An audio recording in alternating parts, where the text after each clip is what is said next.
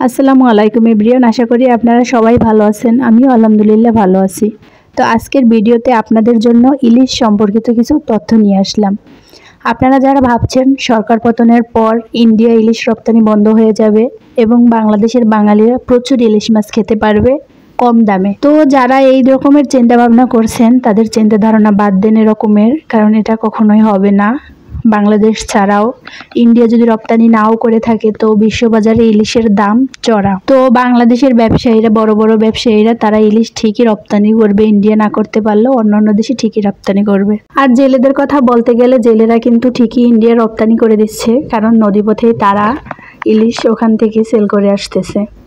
আর কিছু অসৎ উপায়ে অসৎ ব্যবসায়ীরা ঠিকই ইন্ডিয়া সেল করতেছে যে কোনোভাবে, কারণ ইন্ডিয়া হচ্ছে আমাদের পার্শ্ববর্তী দেশ, এখানে খুব সহজে এবং অল্প সময়ে রপ্তানি করা যায়।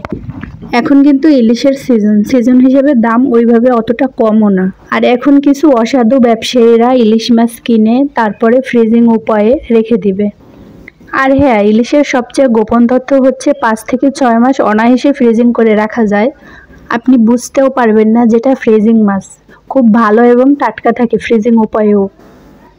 তাই এখন ইলিশ মাছ কিনে অসাধু ব্যবসায়ীরা যখন ইলিশ মাছের ঘাটতি হবে তখন চড়া দামে বিক্রি করবে। আর কিছু জেলেরা তো নদীতেই মাছ বিক্রি করছে। তো যাদের চিন্তা ধারণা যে সরকার পতনের পর মাছের দাম কমবে, অন্তত ইলিশ মাছের দাম ইচ্ছে মতো খেতে পারবেন, তাদের চিন্তা ধারণা বাদ দেন।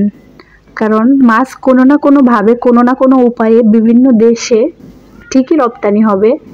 আর রপ্তানি হবেই। আর বাংলাদেশে মাছ ফ্রিজিং উপায়ে রেখে দাম ঠিকই থাকবে। বাংলাদেশ এমন একটি দেশ যেখানে কোনো দ্রব্যমূল্যের দাম বাড়লে আর কমে না। তো ইলিশের দাম ঠিকই থাকবে, আপনাদের চিন্তা ধারণা বাদ দেন। সবাই ভালো থাকবেন, সুস্থ থাকবেন। আর আমার ভিডিওটি ভালো লাগলে অবশ্যই চ্যানেলটি লাইক, কমেন্ট, সাবস্ক্রাইব করে পাশে থাকবেন। আল্লাহ হাফেজ।